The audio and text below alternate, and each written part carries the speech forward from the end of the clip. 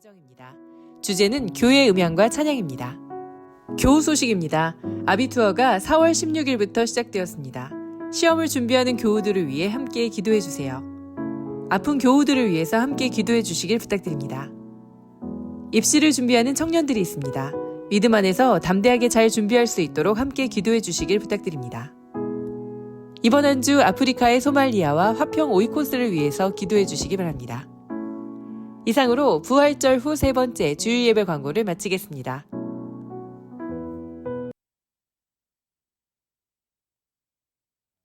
이창현 성도님 아버님이신데요. 이충렬 지사님 교회에 오늘 처음 방문하셨습니다. 환영합니다. 우리 환영의 박수 올려드립니다.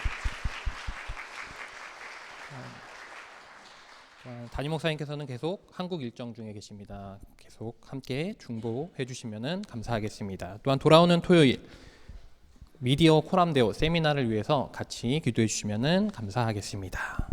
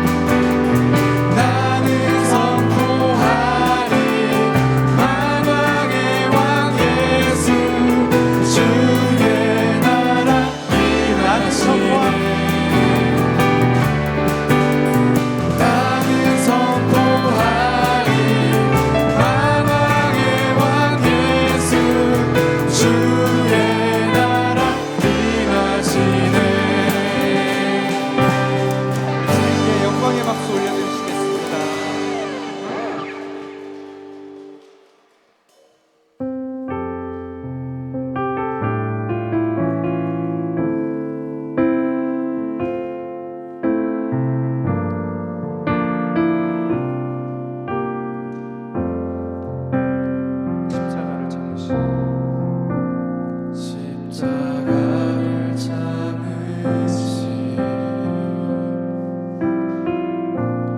어린 양 예수, 내 죄 씻어주시고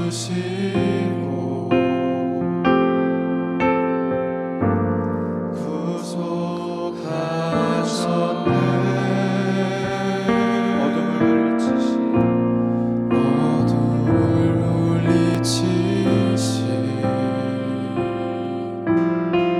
세상의 빛 예수, 영광의 빛 비추사 자유케 하시네. 예수 하나님의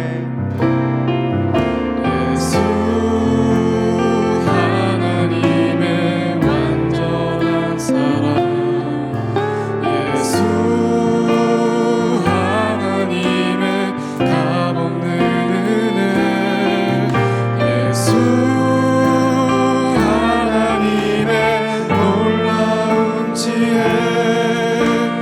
아름다운 그 이름 예수, 십자가를 참으신 십자가를 잡으신 어린 양 예수, 내 죄 씻어주시고 내 죄 씻어주시고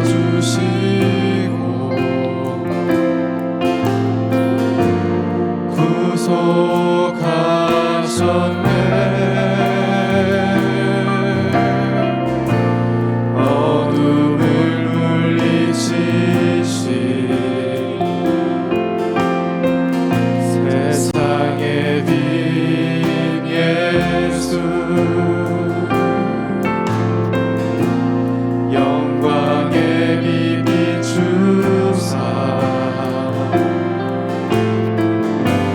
자유케 하시네.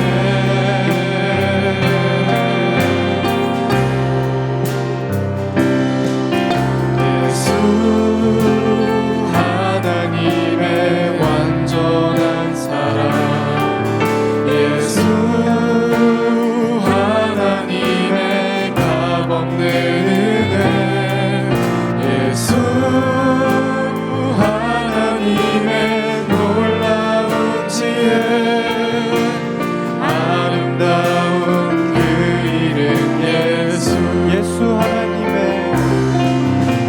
예수 하나님의 완전한 사랑, 예수 하나님의 값없는 은혜, 예수 하나님의 놀라운 지혜, 아름다운 그 이름 예수, 호산나 다윗의 자손께 호산나 다윗의 자손께,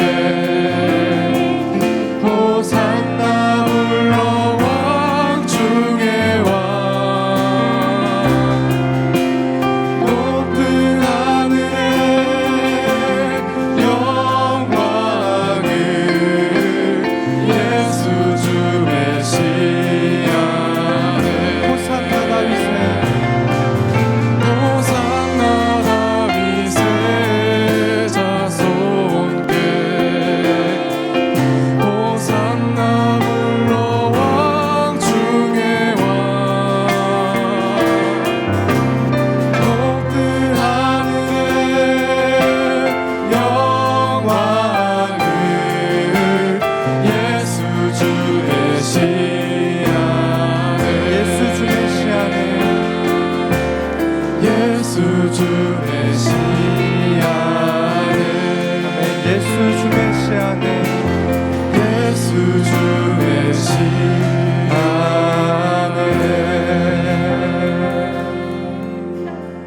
우리 자리에서 일어나셔서 임례 찬양 함께 하시겠습니다.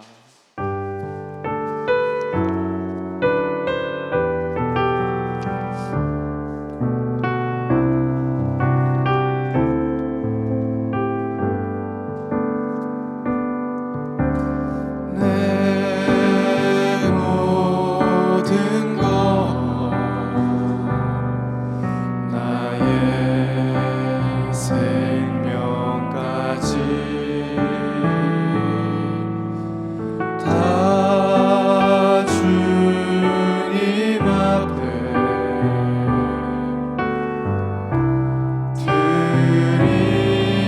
드립니다. 주 임재 안에서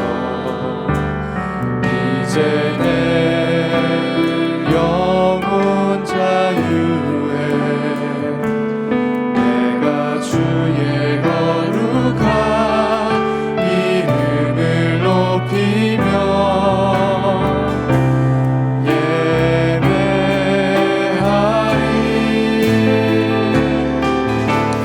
어린 양 찬양하리 내 평생 그 하나로 충분해요. 어린 양 찬양하리 내가 주의 임재 안에서 모든 것이 은혜 모든 것이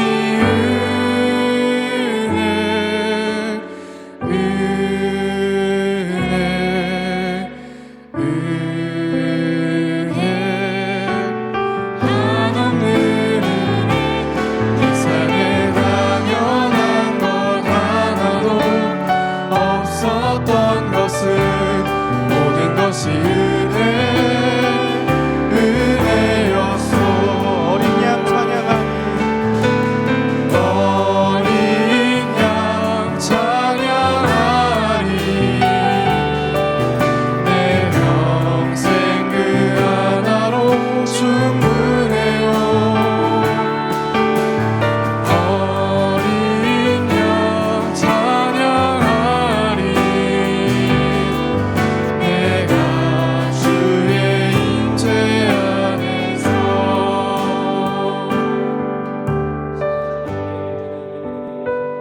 한 주간의 삶을 돌아보며 참회의 기도 시간을 갖겠습니다.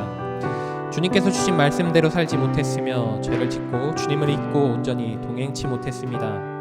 이 시간 우리의 마음과 행동으로 지은 모든 죄들을 고백함으로써 하나님께 예배드리기 합당하도록 이 시간 기도하겠습니다. 하나님 하나님 아버지 하나님 감사합니다. 아버지 하나님 지난 주의 주의 은혜와 사랑 가운데 하루 아침 아버지를 잊고 산 적이 있습니다. 아버지와 온전히 동행치 못한 적이 있습니다.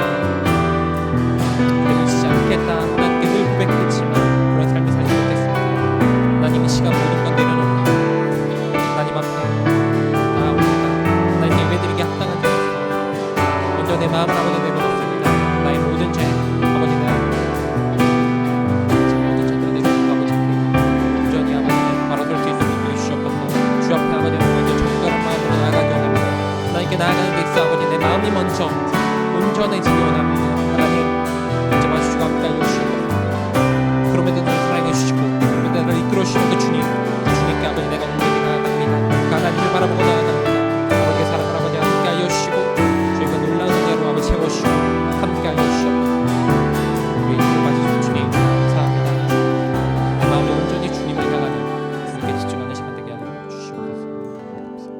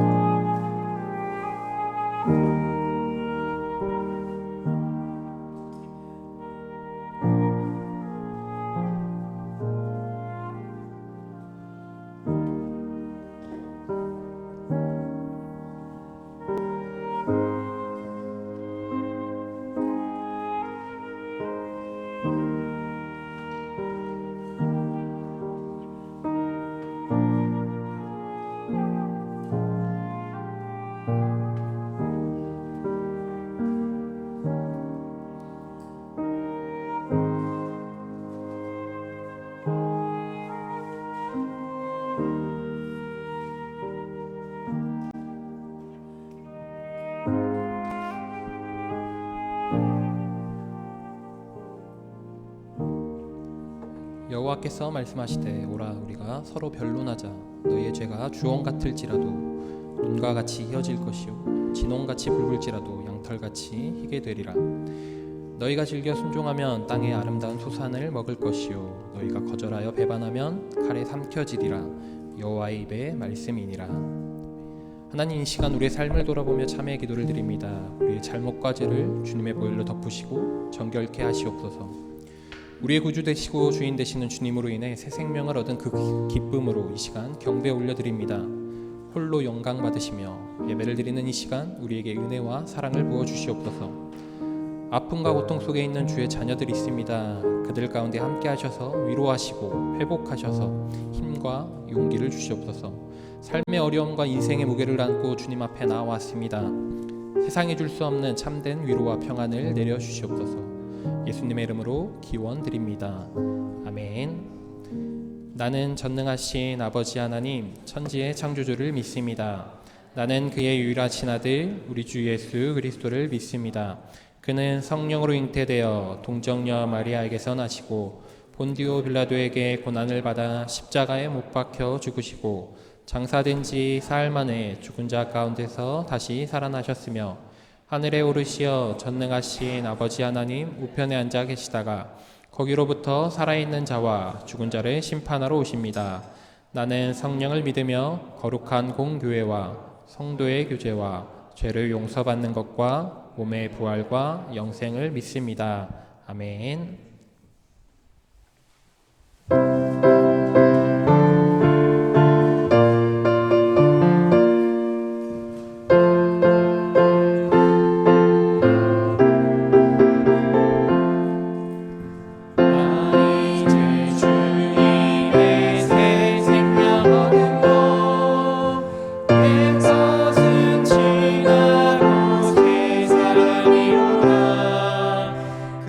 생명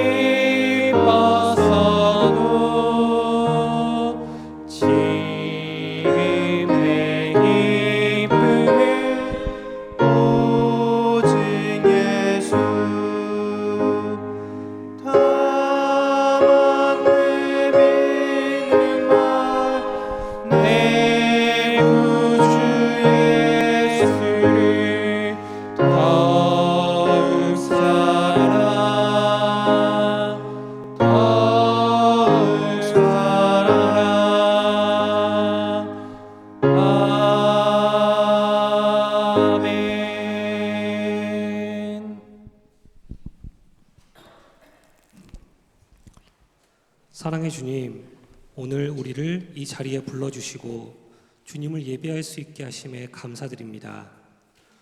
모든 성도들이 마음을 정돈하고 주님께 집중하여서 주님이 기뻐 받으시는 예배를 드릴 수 있도록 인도하여 주시옵소서. 각자 어떤 이유로 이 자리에 나왔던 간에 한 명도 그냥 돌아가지 않게 하시고 모두가 주님의 풍성한 은혜 가운데 새 힘을 얻고 다시 세상으로 나아갈 수 있도록 인도하여 주시옵소서. 주님, 지금 이 시간을 통해 우리의 믿음을 다시 확인해 보기를 원합니다. 주님께서 기뻐하시는 생명력 넘치는 믿음을 가지고 살아가고 있는지, 아니면 충분히 잘 믿고 있다고 생각하지만 실제로는 고인물처럼 썩어가는 가짜 신앙의 삶을 살고 있는지를 깨닫기 원합니다. 세상이 여전히 어둡고 죄가 만연함은 바로 나 자신이 빛과 소금의 역할을 온전히 감당치 못하고 있기 때문임을 알게 하시고, 이제는 스스로를 위한 삶이 아닌 주님의 나라와 뜻을 위한 삶을 살아갈 수 있도록 도와주시옵소서.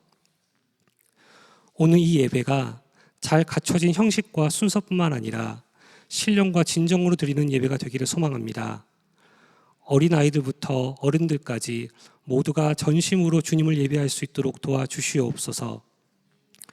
우리의 기도와 찬양 가운데 함께하여 주시옵고, 특별히 전도사님의 음성을 통하여 우리 심령을 찌르는 살아있는 하나님 말씀을 전하여 주시옵소서.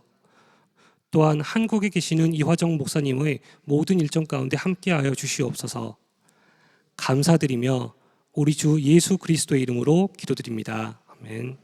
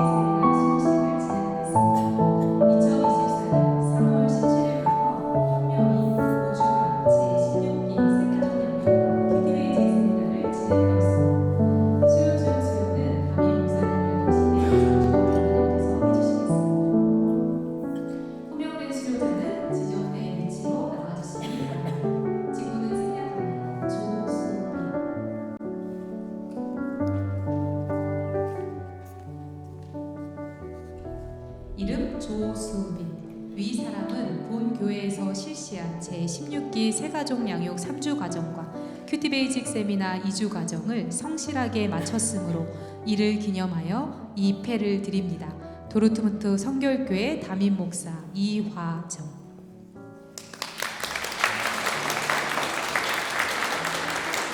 오이코스 리더분은 꽃다발도 함께 전달 부탁드립니다. 뜨거운 박수 부탁드립니다.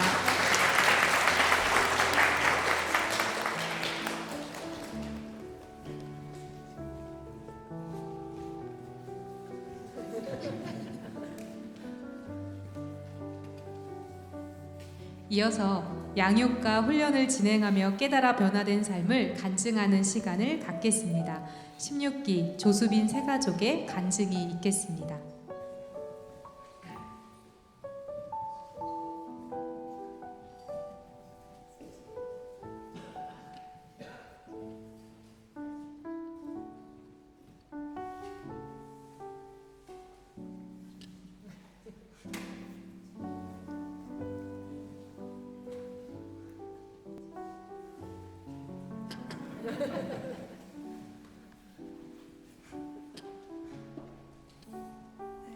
안녕하세요.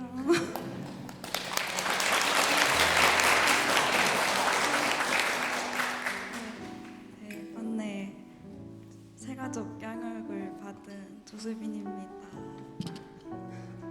네, 저는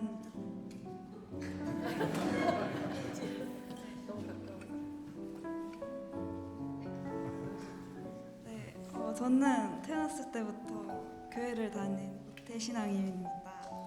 하지만 모태신앙이기 때문에 교회에 대해서 더 자세히 알아볼 기회가 적었던 것 같아요.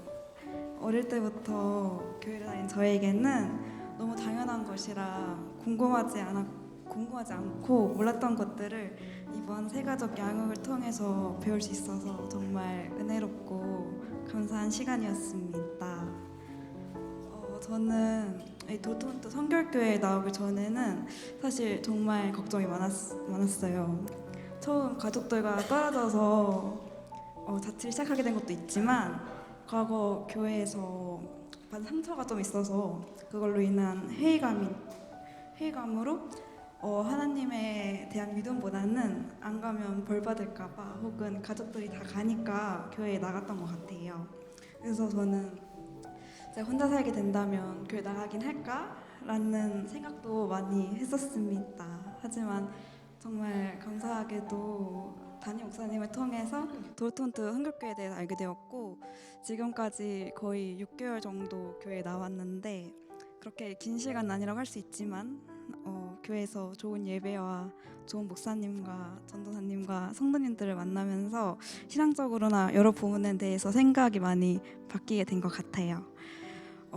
사실 새가족 양육을 받기 전에 같이 하기로 한 언니가 갑자기 한국으로 가면서 저 혼자 양육을 받는다는 이야기를 들었을 때는 정말 부담이 되어서 전도사님께 전도사님 혹시 다음에 다른 새가족분들 오시면 같이 진행할 수 있을까요? 라고 물어봤지만 목사님이 단호한 거절로 인해서 혼자 하기로 결정이 됐을 때는 정말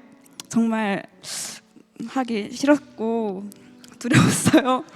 근데 하지만 지금 돌아보니까 혼자 해서 더욱 은혜가 깊었던 시간이었던 것 같아요. 목사님 그리고 전도사님들과 더 자세한 이야기 나눌 수 있었고 1:1 과외를 받는 것처럼 더욱 양육에 집중할 수 있었던 것 같습니다.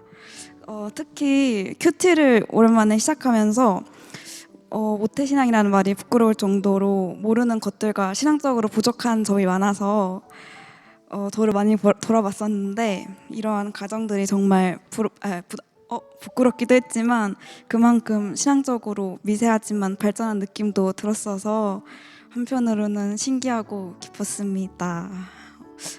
이 양육을 마치면서 생각한 것은 제가 지금 느끼고 있는 점과 그리고 배운 내용들이 양육이 끝났다고 이대로 잊어버리는 게 아니라 계속 생각하고 발전하면서 꾸준히 신앙생활을 하는 게 결국 이 양육의 가장 큰 결실과 의미이지 않을까 싶습니다. 이 마음 잘 새기면서 앞으로 저의 신앙생활을 뜻깊게 이어가고 싶습니다.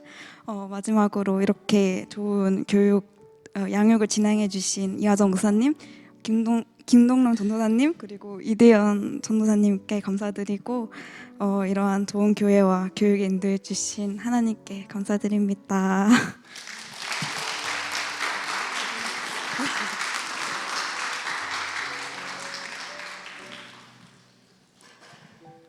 양육과 훈련을 위해 기도로 함께해 주신 성도님들께 감사드리며 또 수료자가 주님의 귀한 일꾼으로 서기를 끝까지 기도로 응원해 주시기를 부탁드립니다.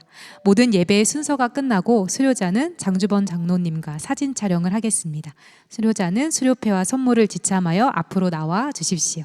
이로써 2024년 16기 새가족 양육 및 큐티 베이직 세미나 수료식을 마치겠습니다.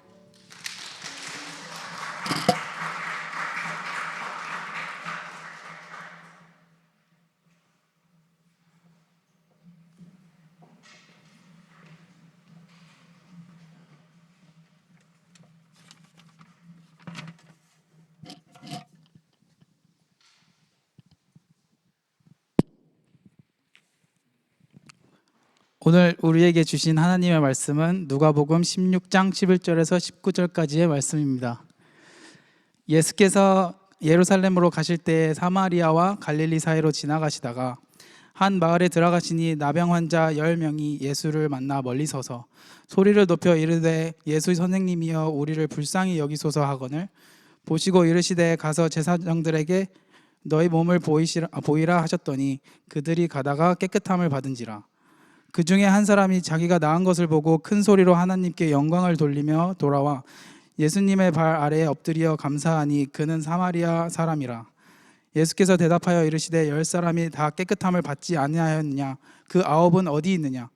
이 이방인 외에는 하나님께 영광을 돌리러 돌아온 자가 없느냐 하시고 그에게 이르시되 일어나 가라 내 믿음이 너를 구원하였느니라 하시더라. 이는 살아계신 하나님의 말씀입니다.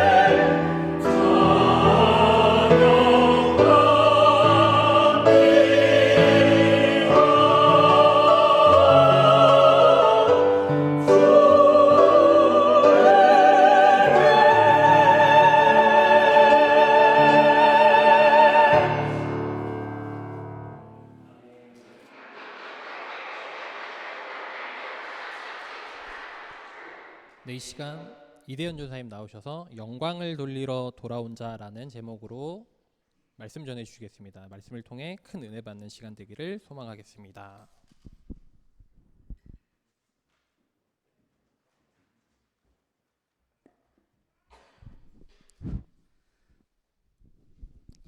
잠시 기도하고 말씀 전하도록 하겠습니다. 기도하겠습니다.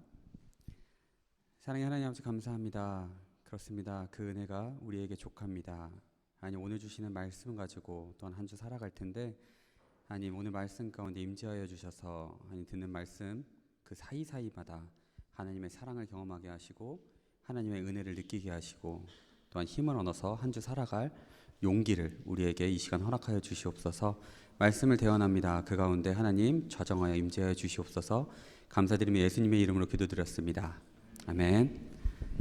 네, 왜 이렇게 시간이 빨리 가는지 어느새 또 여기 올라와서 설교를 하고 있네요. 네, 앉아 계신 분이 오늘 특히 많은 것 같은데 좀 부담스럽습니다. 그래도 준비한 말씀 전해보도록 하겠습니다. 다들 첫 질문부터 좀 당황할 수 있는데 다들 새벽기도 하고 계시죠? 네, 저희 매일 6시마다 아침 6시마다 온라인으로 저희 새벽기도 하고 있는데 눈 피하지 마시고요.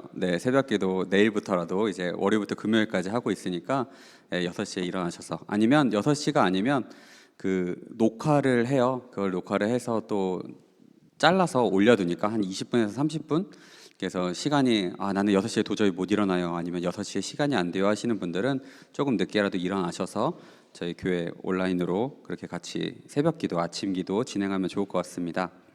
이번 4월 한 달 동안 매일 새벽기도 말씀으로 우리 사도행전을 보고 있어요. 매일 아침 사도들의 사역과 삶을 보면서 우리는 많은 신앙의 도전과 권면을 받는 중이에요. 시대가 변하고 세대가 바뀌어도 사도행전의 말씀들이 여전히 우리에게 감동을 주는 이유는요, 어쩌면 우리가 겪는 문제들이 사실 과거나 지금이나 별반 다를 것 없기 때문인지도 모르겠습니다.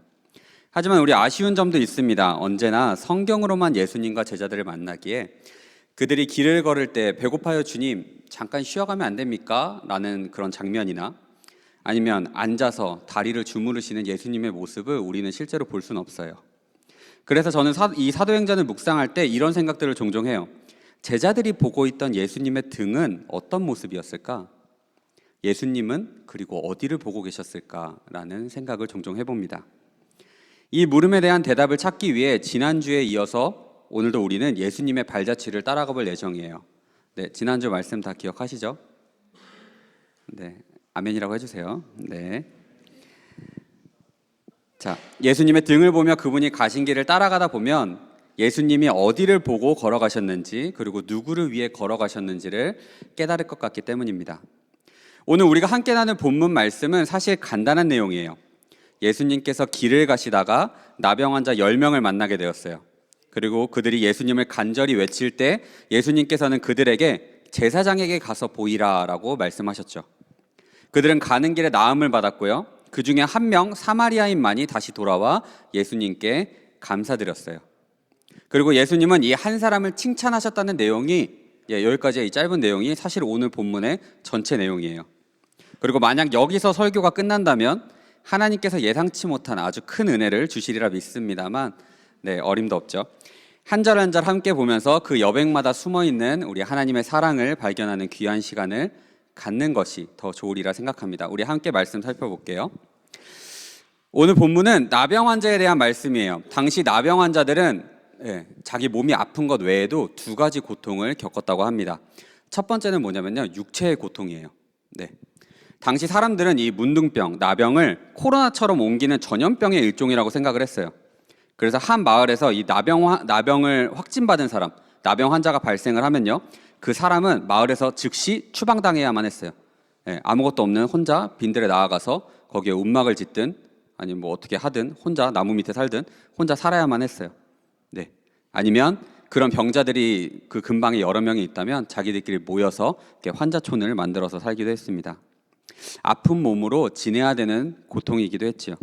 그런데 이런 격리는 사실 본인만의 어떤 불편한 그런 삶이 아니라 문제는 밖에 아무것도 없다는 거예요. 자기를 지켜줄 수 있는 울타리도 아니면 다른 사람들도 시설도 아무것도 없기 때문에 이 사람들이 밖에 나간다는, 격리된다는 말 자체는 사실 야생에서 여차하면 죽을 수도 있는, 들짐승이 올 수도 있고요. 아니면 어떤 다른 사람들이, 아니면 어떤 심한 자연재해로 인해서 쉽게 죽을 수도 있었다는 거예요. 야생에서 3박 4일 서바이벌 하는 프로그램도 아니고 아픈 몸으로 마을 밖에서 지내야 한다는 것은 여차하면 죽기 쉬운 위험에 내몰리는 것과 마찬가지였다는 것입니다. 둘째는요, 첫 번째는 육체의 고통인데 둘째는 마음의 고통이었습니다. 당시에 사람들은 이런 문둥병, 나병과 같이 고칠 수 없는 병이나 장애를 갖고 태어나는 것을 죄가 있어서 아니면 또는 죄가 커서 그렇게 된 것이라고 믿기도 했어요. 실제로도 문둥병은 성경에 보면 여러 가지 사례가 나오는데 하나님이 주시는 형벌로 문둥병이 생길 때가 있었어요. 대표적인 사건으로는요, 구스 여자를 취한 모세를 비방했던 미리암이라는 사람에게 문둥병이 생겼고요. 장군 나아만에게 거짓말해서 은 2달란트와 옷을 얻었던 엘리사의 사환 게하시의 사건이 있었어요. 그리고 제사장만이 할 수 있었던 분향을 자기가 직접 하려다가 문둥병에 걸린 우시아 왕의 사건. 성경에는 이런 굵직굵직한 사건들을 통해서 이 나병이, 문둥병이 하나님이 주시는 징벌의 일종이라고 말하기도 했어요. 그렇기 때문에 사람들은 나병의 환자를 볼 때 다른 사람도 마찬가지고 본인 스스로도 내 죄 때문에 내가 나병에 걸린 거야, 아니면 내가 태어날 때부터 나병인 것은 우리 부모님의 죄 때문에 내가 이렇게 된 거야 라는 생각을 가지고 있었다는 거죠. 사실 병에 걸린 것도 억울할 텐데 죄 때문에 자기가 이렇게 된 것이라는 그 자책감 아니면 억울함이 마을에서 쫓겨나 혼자 살아가야 하는 환자들의 마음을 짓눌렀을 것입니다. 자, 오늘 말씀을 보면 하루하루 죽지 못해 사는 비참한 나병 환자 10명이 등장을 해요. 그리고 이 나병은 유대인에게도 사마리아인에게도 차별 없이 다가왔죠. 그래서 이들은 자신들끼리 모여 삽니다. 10명이서 이제 자신들끼리 모여 사는데, 그러던 어느 날 예수님이 지나가신다는 소식을 듣게 되었을 때 이들은 자리에서 일어나 예수님을 찾아와요. 고칠 수 없는 병을 고치시는 예수님, 그리고 죽은 자를 살리시는 예수님에 관한 소문은 그들 마음속에 완전히 꺼져 있던 희망의 불씨가 살아나게 하는 역할을 해요. 유일하게 찾아온 기회, 놓치면 다시는 만나지 못할 기회라고 생각했을지도 모르겠어요. 그런데 본문 12절은 이렇게 기록하고 있어요. 우리 12절 한번 볼까요? 제가 읽겠습니다. 한 마을에 들어가시니 나병 환자 10명이 예수를 만나 멀리 서서. 자, 잠시 다른 얘기 할 텐데, 우리 레위기 13장 14장을 보면 어떤 내용이 나오냐면 병에 걸린 환자와 관련된 율법이 기록된 말씀이에요. 병에 걸린 환자를 대할 때 이렇게 대라라고 말하는 것이 구약에서 레위기 13장 14장의 내용이에요. 그 중에 레위기 13장 45절 46절을 보면 부정한 이들이 다른 이들과 접촉하면 안 된다는 율법이 있어요. 나병 이것은 성경에서 부정하다 말하는 대표적인 병이었죠. 그렇기에 그들은 예수님을 만났지만 동시에 멀리 서서 외쳐야만 했어요. 너무나 간절하지만 동시에 율법에 매여 있는 부정한 몸인 것을 잊지 않았던 거죠. 다가갈 수 없는 이 나병 환자 10명이 예수님께 외칩니다. 우리 13절입니다. 네, 함께 읽을까요? 소리를 높여 이르되 예수 선생님이여 우리를 불쌍히 여기소서 하거늘. 자, 여기서 예수 선생님이라는 이 표현은 원어로 보면 에피스타타라는 단어예요. 근데 이는 신약 성경에서 보면 이 원어가 쓰인 것을 보면 유일하게 우리가 읽고 있는 이 누가복음에서만 쓰이는 단어예요. 좀 신기한데요. 뜻은 선생님 또는 주인님으로 해석할 수 있어요. 그리고 구약 성경에 비슷한 말을 찾아보면 히브리어로 우리 알고 있죠. 유대인의 선생을 랍비라 부르죠. 랍비라는 말로도 바꿔서 쓸 수 있는 단어인데, 이 단어가 쓰인 다른 본문이 하나 있어요. 누가복음에. 누가복음 8장을 보면 이 단어가 등장하는데요. 이 단어가 등장하는 상황이 어떠냐면 폭풍우가 몰아치는 상황 속에서 예수님의 배에서 곤히 잠드시자 제자들이 예수님을 막 깨워요. 자기들이 죽을 것 같으니까, 이 폭풍우에 배가 쓰러질 것 같으니까 예수님을 깨워요. 그때 하는 말이 뭐냐면 예수 선생님 일어나세요라는 말이었어요. 오늘 쓰인 단어와 똑같은 단어가 쓰인 거예요. 네.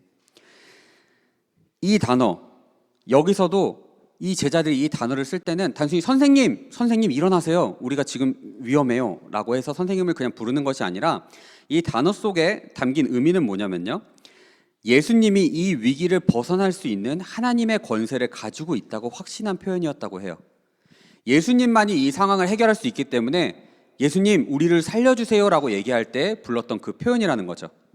다시 말해서 오늘 본문에서 나병 환자들이 예수 선생님이여 라고 이 표현을 사용한 건요, 자신들에게 좋은 말씀을 전해주실 분, 아니면 삶에 지친 우리들을 위로해 줄 분이기 때문에 부른 게 아니라요, 병을 고칠 권위를 가진 자임을 알기 때문에 예수님 우리를 살려주세요 라고 부르는 의미가 담겨 있다는 거예요. 이어서 말합니다. 우리 13절 계속 볼 텐데요, 13절이에요. 네. 우리를 불쌍히 여기소서라고 얘기를 해요. 이는 이들의 비참한 현실에 하나님의 자비가 부여되길 바라는 마음이자 자신들의 불치병을 고칠 수 있는 유일한 분이 예수님이라 말하는 믿음의 고백이에요. 이렇게 10명이 모두 예수님 앞에서 믿음을 고백했어요. 그리고 예수님은 그들을 무시하지 않고 반응해 주셨죠. 그리고 이들에게 이렇게 말씀하셨습니다. 우리 14절 같이 볼게요. 보시고 이르시되 가서 제사장들에게 너희 몸을 보이라 하셨더니 그들이 가다가 깨끗함을 받은지라. 자, 14절 계속 띄워주세요. 우리가 이 말씀을 읽을 때 순서를 잘 봐야 돼요. 첫 번째, 예수님이 그들을 보셨어요. 그리고 다음으로 그들에게 가서 제사장에게 몸을 보이라 라고 말씀을 하셨고, 마지막으로 그들이 제사장에게 가는 길에 깨끗함을 받았다고 성경은 말하고 있어요. 무슨 말이냐면 이 10명의 나병 환자가 나음을 얻은 시기는요, 제사장에게 가는 길에 나음을 얻었다고 되어 있어요. 자, 출발할 때는 10명 모두가 자신들이 나은 줄을 몰랐어요. 하지만 예수님의 말씀에 10명이 모두 순종을 했고요, 그 이후 가는 길에 치료가 되었다고 성경은 말하고 있어요. 순종이 먼저였고 그 다음에 치료가 이루어졌다는 거예요. 다시 말해서 예수님의 말에 순종하지 않은 사람은 사실 한 명도 없었다는 거예요. 10명 모두 간절히 고백했고요, 간절히 긍휼을 구했고요, 그리고 예수님이 제사장에게 가라 라고 말을 했을 때 믿음으로 갔다는 것을 증명합니다. 실제로 16절을 보면 10명 모두 치유를 받았음을 알 수 있어요. 좀 이따 살펴볼 텐데요. 자, 이 벗을 수 없는 굴레와 같은 문둥병이, 나병이 사라진 것을 알았을 때 그들의 기쁨은 사실 얼마나 컸을까요? 보고 싶은 가족, 그리고 따뜻한 음식, 그리고 아까 말한 것처럼 자기가 이제 더 이상 죄인이 아니라는 그 떳떳한 마음까지 굉장히 많은 생각이 짧은 시간 동안 스쳐 지나갔을 것 같아요. 그래서 그 10명 중에 9명은 그 자리를 떠났어요. 그리고 자기 자리를 찾아 떠났죠. 그런데 딱 한 명, 그 중에 이방인이었던 사마리아인이 발걸음을 돌려요. 우리 15절, 16절인데 우리 차례대로 읽을게요. 함께 읽겠습니다. 그 중에 한 사람이 자기가 나은 것을 보고 큰 소리로 하나님께 영광을 돌리며 돌아와 예수의 발 아래 엎드려 감사하니 그는 사마리아 사람이라. 굳이 10명 중에 한 사람, 딱 사마리아인이 돌아와 예수님께 감사했다는 건 나머지 9명이 자신이 나은 것을 몰랐다는 의미는 아니에요. 본문의 저자인 누가가 이 15절, 16절을 기록한 것은 이 한 사람의 행동의 그 특별함을 좀 더 강조하기 위함이었어요. 이 사마리아인의 행동을 한번 살펴볼까요? 네. 사마리아인의 행동을 보면 첫 번째, 네, 그죠? 15절. 첫 번째, 나은 것을 보았어요. 그리고 두 번째, 큰 소리로 하나님께 영광을 돌리며 돌아왔고요. 세 번째, 예수의 발 아래 엎드려 감사했다고 본문은 말하고 있어요. 사마리아인은 우선 자신이 나은 것을 통해 자신의 믿음이 어떠한 결과를 낳았는지를 알게 되었습니다. 중요한 것은 자신의 믿음이 응답되었다는 기쁨 이전에 그것이 누구로부터 온 것인지를 생각한 유일한 사람이었다는 점이에요. 예수님을 처음 목도했을 때 그를 포함한 10명은 예수님께 불쌍히 여겨달라는 호소만을 했을 뿐입니다. 그런데 그가 하나님께 큰 소리로 영광을 돌렸다는 이 말은 자신에게 일어난 치유 기적이 바로 하나님으로부터 비롯되었다는 것과 그분의 능력이 예수를 통하여 성취되었다는 것을 분명히 알게 되었다는 것을 성경은 표현하고 있는 거예요. 그리고 그는 예수의 발 앞에 엎드려 감사했습니다. 당시 시대에서 다른 이의 발 앞에 자기의 얼굴을 떨어뜨려 절하면서 감사를 표하는 건요, 상대방에 대한 극도의 존경과 숭배의 표시였다고 해요. 동시에 자기 주인에게만 하는 노예의 행동이기도 했습니다. 앞서 12절에서 우리 예수 선생님이여 라는 표현을 봤는데, 이 표현으로 이 나병 환자들이 예수님을 단순히 가르치는 자, 선생님으로 생각한 것이 아니라 하나님이 주신 권세를 가진 자로 생각하고 있었다는 것을 말했었는데, 발 아래 엎드려 감사를 표한 이 사마리아인의 행동은 거기서 한 발 더 나가서 예수님이 권위자, 능력자를 라는 그 표현을 뛰어넘어서 예수님이 주인이시라는 표현을 지금 하고 있는 거예요. 유일하게 딱 한 명, 이 사마리아인만이 말입니다. 이 사마리아인이 온몸으로 예수님을 자기 주인이라고 고백하고 감사를 고백하자 이를 본 예수님께서 말씀을 하세요. 우리 17절입니다. 함께 읽겠습니다.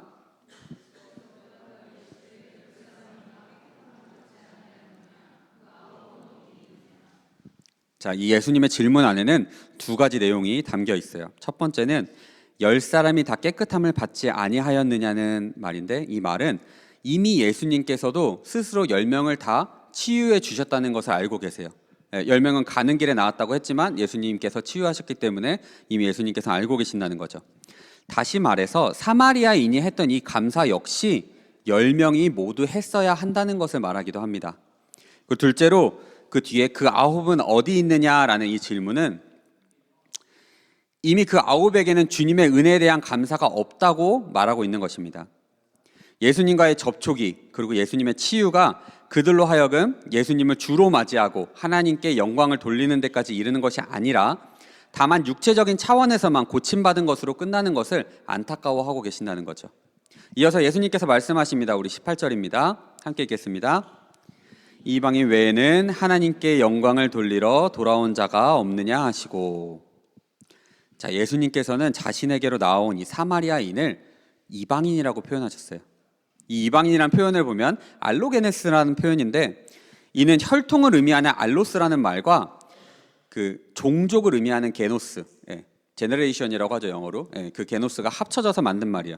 쉽게 얘기해서 사마리아인이라는 표현이 아닌 굳이 이 알로게네스, 이방인이라는 표현을 사용한 건 뭐냐면요, 구원이 하나님의 유일한 백성이라 말하면서도 하나님의 은혜를 잊고 사는 유대인에게서 시작된 것이 구원이 아니라 그것을 뛰어넘어서 출신과 상관없이 온전히 하나님께로 나아오는 자에게 있는 것이 구원이다라고 말씀하고 계신 거예요. 이 이방이란 말 속에는 그런 말이 숨어져 있는 거죠. 그리고 마지막으로 이어서 말씀하십니다. 우리 19절입니다. 함께 읽겠습니다. 그에게 이르시되 일어나 가라, 내 믿음이 너를 구원하였느니라 하시더라. 자, 우리 사복음서를 보면요, 마태, 마가, 누가, 요한복음 이 사복음서를 보다 보면 예수님께서 내 믿음이 너를 구원하였다라는 표현을 여러 번 사용하세요. 우리 자주 보기도 해요. 누가복음 8장을 보면요, 12의 혈루증을 앓던 여인에게도 이 말씀을 하셨고요. 그리고 마가복음 10장에 보면 여리고 소경 바디메오에게도 똑같이 내 믿음이 너를 구원하였다라는 말씀을 하시는 것을 우리가 찾아볼 수 있어요. 하지만 지금 말한 혈루증 12년 동안 혈루증을 앓던 여인이나 아니면 소경 바디메오에게 하신 말과 오늘 본문에서 내 믿음이 너를 구원하였다라는 이 말은 조금 의미가 달라요. 우리 그걸 살펴볼 텐데요. 이 혈루증 여인의 경우나 소경 바디메오의 경우에는 육체적인 질병, 몸이 아픈 것 아니면 몸에 장애가 있는 것에서부터 해방됐음을 선포하는 의미가 강하지만 오늘 본문은 잘 살펴보면 이미 육체적으로 나병이 나은 이에게 하신 말씀이에요. 문둥병이 이미 나은 이에게 다시 한번 말씀하세요. 내 믿음이 너를 구원하였다. 그렇기 때문에 이것은 이제 네 몸이 깨끗해 라고 말씀하시는 것이 아니라는 거죠. 이 말씀은 육체적인 치유의 의미보다는 영혼 구원의 의미가 더 강하다고 할 수 있어요. 사실 문둥병에서 나음받는 그 육체적 은혜는 이미 10명 모두가 경험한 거예요. 그러나 그보다 중요한 영혼 구원은 단지 예수님께로 나온 이 사마리아인 한 명만이 경험할 수 있었다는 거죠. 자, 여기까지가 본문의 내용인데요. 그러면 우리는 본문을 통해서 오늘 무엇을 배울 수 있을까요? 두 가지만 얘기하고 설교를 마치려고 합니다. 자, 첫 번째, 오늘 본문은 구원에 이르는 길에 대해서 설명하고 있습니다. 구약 성서에는 부정한 것들이 굉장히 자세하게 기록되어 있어요. 레위기나 신명기에서 주로 다루는 내용이고, 그리고 여러분들이 이 부분을 볼 때 굉장히 힘들어한다는 것을 알고 있어요. 계속해서 반복되는 내용이라. 자, 성경에서 말하는 부정한 것들이 뭐냐면 부정한 짐승, 부정한 새, 부정한 물고기, 아니면 동물이나 사람의 시체, 그리고 나병 환자, 아니면 월경 중의 여인 등을 부정한 것이라고 대표적으로 얘기하고 있어요. 그런데 우리 부정하다라는 게 무슨 뜻인지를 한번 살펴보면요, 성경에서 말하는 부정이란 신성한 것을 더럽히다라는 의미가 있어요. 원래는 신성한 것이었는데 그것이 더럽혀졌다라는 의미가 담긴 것이 부정하다라는 표현이에요. 하나님의 거룩하심에 위배되는 것을 바로 부정한 것이라고 얘기하는 거죠. 그렇게 부정한 것을 피하라는 말은 하나님의 백성이 구별되고 거룩한 삶을 살도록 하기 위한 하나님의 일종의 배려라고 할 수 있어요. 오늘 본문에 등장하는 나병도 이 부정한 것 중 하나였어요. 그런데 레위기 14장, 아까 레위기 13장과 14장은 그 환자들에 대한 어떤 처우나 그런 것들에 대한 기록이라고 했는데, 레위기 14장을 보면 이 문둥병 환자들이 치료될 경우에 어떻게 해야 되는지가 기록되어 있어요. 문둥병이라고 해서 모두 죽었던 것은 아니고 성경에 보면 이 문둥병이 치유된 경우도 꽤 빈번하게 얘기를 하고 있는데, 네, 이것에 대해서 짧게 얘기를 하면, 먼저 제사장에게 가서 문둥병이 있던 자리를 보여서 자기가 나았음을 증명을 받아야 돼요. 그리고 그 마을, 자기가 살던 마을 밖에서 일주일 동안 다시 머물러야 돼요. 아무래도 약간 뭐 코로나처럼 격리를 마저 하는 것 같아요. 확실하게 하기 위해서. 그리고 나서 마지막 8째 날에 희생제사를 드렸다고 되어 있어요. 이 희생제사에 바칠 제물은 다음과 같았는데요. 레위기 14장 10절의 말씀이에요. 우리 함께 읽도록 하겠습니다. 8째 날에 그는 흠없는 어린 수양 2마리와 1년 된 흠없는 어린 암양 1마리와 또 고운 가루 10분의 3 에바에 기름 섞은 소제물과 기름 1록을 취할 것이요. 아멘. 앞서 말했듯이 성경에는 다양한 종류의 부정한 것들에 대한 기록이 있어요. 그리고 그것에 대한 대처 역시 다양하게 기록되어 있어요. 부정한 짐승은 일단 먹지 말라고 했어요. 그리고 부정한 시체, 동물의 시체나 사람의 시체를 만졌을 때는 그날 저녁까지 부정할 것이라고 성경은 기록되어 있죠. 그런데 살면서 부정하다 하는 모든 것들을 사실 피할 수 없기 때문에 하나님께서는 부정한 것들로부터 다시 정결케 되는 방법 또한 레위기에 알려주셨어요. 그리고 오늘 본문과 같이 나병에 걸렸다 나았을 경우에는 희생제사가 필요하다고 성경은 말하고 있죠.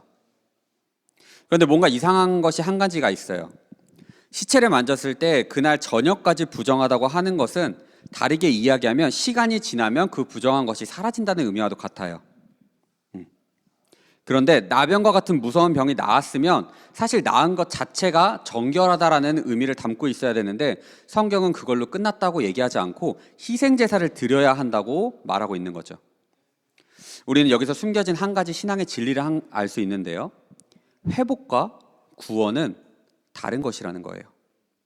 다시 말해서 나병이 나은 것으로 끝나는 것이 아니라 그 위에 희생제사가 있듯이 우리의 간구가 이루어진 것이, 우리의 삶이 회복된 것이 우리 구원의 증거라는 것이 아니라 구원은 따로 있다는 거예요.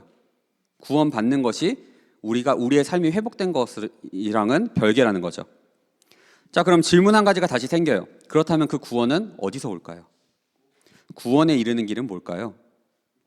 그럼 우리가 희생제사를 드려야 됩니까? 히브리서 10장을 보면 이에 대한 대답을 우리에게 명확하게 알려주는데요. 우리 히브리서 10장 9절 10절을 함께 읽도록 하겠습니다. 시작. 보시옵소서, 내가 하나님의 뜻을 행하러 왔나이다 하셨으니 그 첫째 것을 폐하심은 둘째 것을 세우려 하심이라. 이 뜻을 따라 예수 그리스도의 몸을 단번에 들이심으로 말미암아 우리가 거룩함을 얻었노라. 아멘. 자, 10절 띄워주시고요. 자, 여기서 9절입니다. 9절. 네, 9절 띄워주시면 마지막에 첫째 것은 율법을 말해요. 그리고 둘째 것은 10절에 나오는 예수 그리스도의 몸을 말합니다. 하나님께서는 그의 백성이 정결함에 이르는 방법, 그리고 구원에 이르는 방법을 새롭게 만들어 주셨어요. 바로 예수 그리스도예요. 예수 그리스도의 희생이, 그 십자가에서 흘리는 어린 양의 피가 구약의 제사를 온전하게 대체하고요. 그렇기에 죄사함과 구원이 온전히 예수 그리스도로 말미암은 믿음으로 이루어진다는 것입니다. 믿으십니까? 자, 그런데 좀 전에 얘기했듯이 우리는 때로 착각을 합니다. 기도의 응답이 곧 구원의 증거라고 말입니다. 우리가 원하는 것이 이루어졌다고 해서 그것이 구원받았다는 증거는 될 수 없습니다. 우리를 괴롭히는 문제들이 해결되었다고 해서 그것이 구원받았다는 증거는 될 수 없어요. 구원은 하나님께만 있으며 사마리아인과 같이 예수 그리스도께 나아와 그를 영접하고 그와 더불어 인격적 교제를 나누는 사람만 허락되는 것이 바로 구원이라는 겁니다. 그것을 우리는 잊어서는 안 되죠. 구원에 이르는 유일한 길은 예수 그리스도라는 사실입니다. 둘째로 오늘 본문은 예수님의 목적에 대해서 명확하게 밝히고 있어요. 제가 설교를 시작하면서 이렇게 말했던 것 같아요. 예수님의 등을 보면서 그분이 가신 길을 따라가다 보면 예수님이 어디를 보고 걸어가셨는지, 그리고 누구를 위해 걸어가셨는지를 깨달을 것 같다고 말입니다. 누가복음 19장 10절을 보면 예수님께서는 이렇게 말씀하셨어요. 우리 함께 볼까요? 네, 제가 읽겠습니다. 인자가 온 것은 잃어버린 자를 찾아 구원하려 함이니. 예수님은 스스로 정결하다고 믿게 된 의인이 아니라 소외되고 가난하고 낮고 천한 자에게 더 큰 관심을 보이셨어요. 그리고 그들에게 직접 찾아가서 사랑을 실천하셨죠. 그렇다면 예수님께서는 왜 구원을 하려 하셨을까요? 왜 이들에게 다가가셨을까요? 구원의 목적이 무엇이었을까요? 오늘 본문에서 예수님께서는 이렇게 말씀하셨습니다. 우리 다시 18절을 볼까요? 네, 이 이방인 외에는 하나님께 영광을 돌리러 돌아온 자가 없느냐 하시고, 감사드리러 온 사마리아인을 예수님께서는 하나님께 영광을 돌리러 돌아온 자라고 표현하고 있어요. 아까는 이방인이라고 했지만 지금은 하나님께 영광을 돌리러 돌아온 자라고 표현하고 있는 거죠. 구원의 목적은 바로 여기에 있어요. 하나님께 영광을 돌리기 위함입니다. 우리의 삶이 다람쥐 쳇바퀴처럼 계속해서 돌고 도는 이유는요, 그리고 우리의 신앙이 계속해서 제자리에 있다고 여겨지는 이유는 우리의 문제와 약함을 하나님께 해결해달라는 것에서 멈추기 때문이에요. 하나님의 목적에는 관심이 없고요, 하나님의 사역에는 관심이 없어요. 하나님이 바라시는 것이 무엇인지는 사실 관심이 없어요. 내 목적이 달성되었을 때 만족하고요, 그 이상을 생각하지 않는다는 거예요. 오늘 본문은 말합니다. 하나님께서 저와 여러분의 삶이 형통하게 하시면요, 질병에서 낫게 하시면요, 그리고 시험에서 붙게 하시면요, 좋은 신앙의 동료들을 곁에 두시는 것은요, 모두 하나님께 영광을 돌리는데 그 목적이 있다는 거예요. 그리고 그것을 잊은 신앙인은 그저 자기 갈 길을 찾아갔던 9명의 나병 환자와 다를 바가 없다는 겁니다. 오늘 본문을 함께 살펴보면 우리가 보았듯이 나병 환자들에게 믿음이 없던 게 아니었어요. 오히려 믿음이 더 크다고 말할 수도 있을 거예요. 왜냐하면 과거 이스라엘에서 이 나병 환자들이 마을에 접근하면요, 사람들이 돌을 던졌다고 해요. 오지 못하게. 네, 돌에 맞아본 분 있나요? 저 한 번 맞아본 적 있는데 죽을 것 같아요. 정말 아파요. 근데 그렇게 위협을 해서라도 전염병으로 알고 있는 나병이 마을에 들어오지 못하는 것이 중요했기 때문에 그 사람의 목숨을 해할 생각으로 돌을 던졌던 거예요. 절대 오지 못하도록. 오늘 본문의 나병 환자들은 다시 말하면 돌 맞아 죽을 각오를 하고 예수님께 매달리는 이들이었어요. 그들의 간절함과 믿음을 별거 아닌 것으로 치부할 수는 없어요. 다시 돌아갔다고 해서 그들이 예수님께 나아왔던 그 순간의 믿음을 우리가 쉽게 볼 수 없다는 거죠. 그들도 믿음이 있었어요. 하지만 그들의 목적은 예수님의 목적과 달랐어요. 그들의 목적은 단 하나, 이 지긋지긋한 병에서 벗어나서 그저 사람답게 사는 것. 가족도 만나고요, 친구도 만나고요, 따뜻한 음식과 마음 편히 누울 수 있는 잠자리가 목적이었어요. 육체적으로도 정신적으로도 괴로움에서 벗어나기 위해서 그들이 절실한 만큼 믿음은 세졌을 것이라 저는 생각합니다. 그래서 예수님께서는 이 부분을 정확하게 지적하고 계세요. 믿음의 목적이 무엇이냐? 하나님의 영광을 위한 것이냐? 이렇게 예수님께서는 묻고 계신 거예요. 에베소서 1장 5절과 6절은 이렇게 기록되어 있어요. 네, 함께 볼까요? 그 기쁘신 뜻대로 우리를 예정하사 예수 그리스도로 말미암아 자기의 아들들이 되게 하셨으니 이는 그가 사랑하는 자 안에서 우리에게 거저 주시는 바 그의 은혜의 영광을 찬송하게 하려는 것이라. 아멘. 하나님께서는 기쁘신 뜻대로 우리를 예정하셨어요. 사랑하는 도르툰드 성결교회 성도 여러분, 우리 안에 분명한 목적이 있어야 돼요. 그것은 다른 누구에게 인정받으려는 것이 아니에요. 그리고 내가 교회에서 봉사하고 있다는 만족감을 누리려는 것도 아니에요. 내 삶의 문제가 어떤 아우토반 달리는, 싱싱 달리는 그 자동차처럼 온전히 다 해결되는 것을 말하는 것도 아니에요. 우리가 이 자리에 있는 유일한 이유는 뭐냐면요, 이 자리에서 예배드리는 유일한 이유는 오직 하나님의 영광을 위하여 우리가 이 자리에 있다는 것입니다. 자, 설교를 마무리하려고 합니다. 요새 인터넷 보면 점점 더 짧은 게 좀 인기가 많은 것 같아요. 네, 뭐 인스타그램도 그렇고요, 틱톡도 그렇고, 유튜브 보면 뭐 쇼츠도 나왔죠. 점점 더 짧게, 점점 더 자극적으로 그런 것들을 사람들이 찾는 것 같아요. 이런 시대에 그런 생각도 해봐요. 이렇게 주절주절 설교를 하고 있으면 때로는 이 설교가 온전히 전달될까라는 생각을 해요. 우리의 집중력은 30초를 넘어가지 못하는데 15분 설교하고 있으면 그런 생각들을 종종 하죠. 물론 하나님께서 시키셨으니 하나님이 책임지시리라 믿고 이렇게 나와서 설교하지만 자, 예수님을 만난 10명의 나병 환자와 돌아와 감사드린 한 명의 사마리아인, 그리고 그 사마리아인을 보시며 하신 예수님의 말씀을 차례대로 함께 보면서 제가 여러 가지 이야기를 했어요. 다 기억하실지는 모르겠지만, 그래서 설교의 마지막은 오늘 집으로 가는 길에 마음에 이제 간직하고 가야 될 것 딱 2가지만 짧게 얘기하고 끝낼게요. 자, 첫 번째, 구원은 오직 예수 그리스도를 믿는 믿음으로만 얻습니다. 예수님이 주시는 문제 해결을 구원으로 여기지 마세요. 우리의 문제가 해결된 것이 구원이 아니라요, 우리가 십자가에 달리신 예수님을 믿는 그 믿음으로 얻는 게 구원이라는 겁니다. 예수님을 믿음으로 구원받고 그분의 등을 쫓아 삶을 사시기를 바랍니다. 이게 첫 번째고요. 두 번째는 삶의 목표를 분명히 설정해야 돼요. 크리스천의 삶의 목표는요, 이 자리에 오신 모든 분의 삶의 목표는 입신양명이 아니에요. 내가 좀 더 훌륭한 사람, 아니면 내가 사는 삶이 좀 더 나아진, 좀 더 좋은 집, 좀 더 좋은 자동차, 좀 더 좋은 스펙을 얘기하는 게 아니라요, 크리스천의 삶의 목표는 하나님의 영광이어야 돼요. 그것이 없어지는 순간 우리의 삶은 공허할 수밖에 없어요. 왜냐하면 그것이 우리 존재의 목적이고 하나님께서 우리를 그렇게 지으셨기 때문이에요. 이렇게 기쁘신 뜻대로 우리를 만드신 아버지 하나님을 생각하며 하나님의 영광을 위해 사는 삶을 마음에 새기고 살아가는 한 주 되시기를 소망하면서 설교를 마치도록 하겠습니다. 자, 이 시간 우리 함께 찬양 한 곡 하실 텐데요, 기꺼이 주께라는 찬양입니다. 가사 생각하시면서요, 우리가 기꺼이 주께 무엇을 드리는지, 어떻게 드려야 되는지 그것들을 생각하면서 우리 함께 찬양하도록 하겠습니다.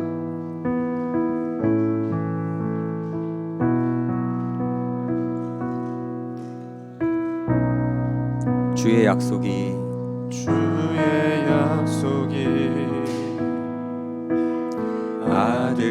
아득하여도 나의 자리를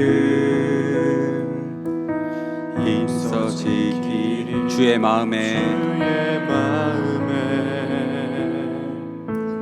합한 자 되어 그 길 기꺼이 걷게 하소서. 주의 계획은 성실하시니 주의 계획은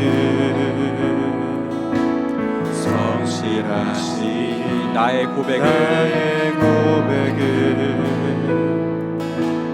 온전케 하네. 주의 나라가 세워짐을 바라며 모든 것 기꺼이 주께 드리네. 내 맘 아시는 주님, 내 맘 아시는 주님, 힘겹게 힘어낸 바램들 다 내려놓고 주의 위로 전하며 그 신실하심 바라보리. 주마 많은 자들이 주마 많은 자들이 주님의 일하심 비추는 그 통로내어 주의 나라 위하여 내 소망 넘어 주 뜻 이루소서. 한 번 더 찬양하겠습니다. 주의 계획은 성실하시니 나의 고백을 온전케 하네. 주의 나라가 세워짐을 바라며 모든 것 기꺼이 주께 드리네. 내 맘 아시는 주님, 내 맘 아시는 주님, 바램들 다 내려놓고 주의 위로 전하며 그 신실하심 바라보리. 주마 많은 자들이 주마 많은 자들이 주님의 일하심 일하심 비추는 그 통로 되어 주의 나라 위하여 내 소망 넘어 주든. 우리 한 번 더 찬양하겠습니다. 내 맘 아시는 주님, 내 맘 아시는 주님, 힘겹게 비워낸 바램들 다 내려놓고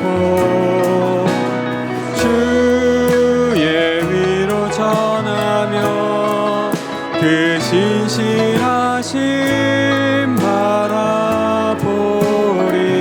주마 많은 자들이 주마 많은 자들이 주님의 일하심 비추는 그 통로 되어 주의 나라 위하여 내 소망 넘어 주 뜻 이루소서. 자, 이 시간 우리 이어서 함께 기도하겠습니다. 그렇습니다. 주님만이 우리 마음을 아십니다. 우리 안에 바람이 있죠. 네, 바람이 없을 수는 없어요. 우리가 가지고 있는 문제들 해결되길 바라는 마음, 그것이 잘못되었다는 것이 아닙니다. 우리가 가진 고통들, 그것이 해결해달라고 간구하는 것이 잘못되었다는 것이 아닙니다. 중요한 것은 뭐냐면요, 그것이 목적이 되었을 때 우리의 삶이 공허해지고 우리가 그것을 잃었을 때 우리가 진정 크리스천으로서 이 세상의 빛과 소금으로 살 수 없다는 겁니다. 하나님께서 우리를 지으셨습니다. 하나님께서 우리를 창조하셨습니다. 하나님께 영광을 돌리기 위해서 우리를 창조하셨습니다. 믿으십니까? 우리가 목적을 분명하게 하기를 원합니다. 우리의 삶의 목적이 온전히 예수 그리스도임을 우리가 이 시간 고백하게 하시고, 우리가 그것으로 말미암아서 이 세상 가운데 진정한 크리스천으로 살아갈 수 있도록 하나님 이 시간 우리에게 힘을 주시고 능력을 주시고 우리의 목적을 분명하게 하게 해달라고 이 시간 소리 높여 함께 기도하도록 하겠습니다. 기도하시겠습니다. 사랑하는 하나님 감사합니다. 하나님 오늘도 주님 아버지 말씀 앞에 우리의 머리를 조아립니다. 그렇습니다. 주님 나의 주인 되신 주님, 하나님 우리가 이 시간 고백하기는 하나님께서 온전히 구원이 되십니다. 하나님 예수 그리스도로 말미암은 구원만이 우리의 구원이 되고, 하나님 그것으로 말미암아 우리가 하나님께 영광 돌리는 삶이 우리의 삶이 되어야 함을 우리가 이 시간 배웠습니다. 하나님 10명의 나병 환자가 하나님께 간구했던 것처럼 하나님 우리가 간구하며 달려나가지만 어느새 우리의 목적은 우리의 만족과 유익이 됨을 이 시간 고백하오니, 우리의 연약함을 아시는 주님, 우리의 나약함을 아시는 주님, 하나님 하지만 동시에 우리의 마음을 아시는 주님, 아버지 우리가 마음을 다해서 전심을 다해서 하나님께 경배하게 하시고 하나님의 영광을 바라보게 하시며 우리의 삶의 목적이 하나님을 위해서 사는 신의 크리스천이 될 수 있도록 주님 인도하여 주시옵소서. 세상의 모든 것과 하나님 우리의 만족과 욕심을 위해서 사는 것이 아니라 하나님께 목숨을 드린 자, 하나님께 우리의 삶을 드린 자들이 되게 하시고 우리 마음가운데 자정하셔서 역사하시는 성령님의 말씀을 따라 사는 삶이 되도록 하나님 우리 삶을 인도하여 주시고 이끌어 주시옵소서. 하나님 주님께 나아갑니다. 주님께 간구합니다. 하나님 이 시간 드려지는 이 예배의 모든 순간과 순간마다 하나님께서 큰 은혜를 부어주시고 하나님 그 가운데서 베푸시는 하나님의 사랑으로 말미암아 우리가 한 주간 살아간 힘을 주시고 우리가 서로를 돌아보게 하시고 서로를 권면하여서 우리가 신앙의 삶을 함께 살아갈 수 있도록 하나님 이 독일 땅에서 우리를 붙들어 주시고 인도해 주시옵소서. 감사합니다. 주님 감사합니다.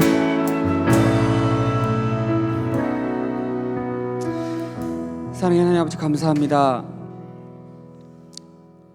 하나님 말씀을 나눴습니다. 하나님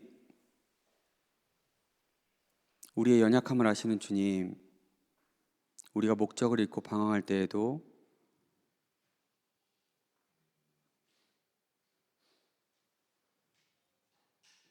우리의 삶에 지쳐서 하나님을 바라보지 못한다 생각이 들 때에도 곁에 계신 주님을 우리가 다시 찾게 하시고 무뎌졌던 신앙을 다시 세우게 하시며 잠들어 있던 신앙이 깨어날 수 있도록 하나님 당신의 사랑으로 우리를 깨워주시고 당신만 바라보고 살아가는 삶이 되도록 하나님 우리 성도들을 이끌어 주시옵소서. 감사드리며 예수님의 이름으로 기도드렸습니다. 아멘.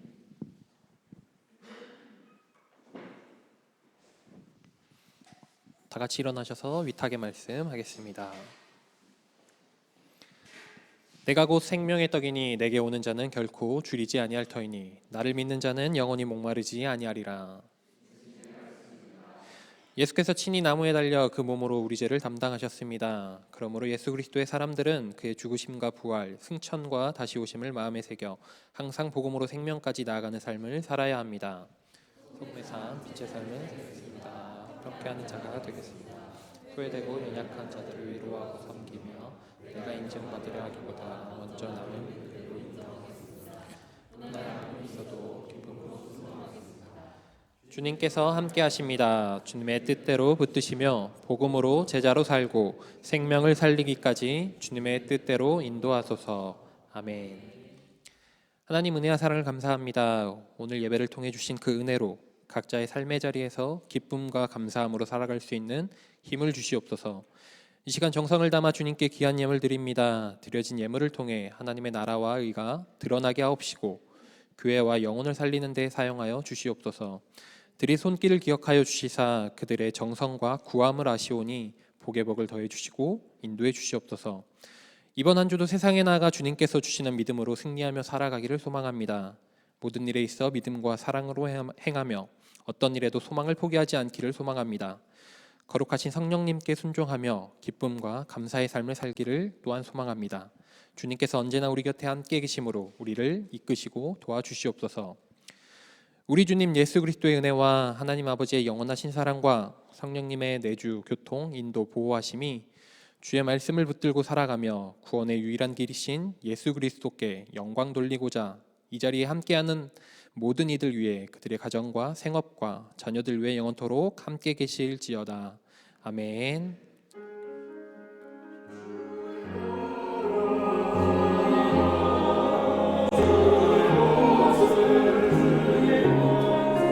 주여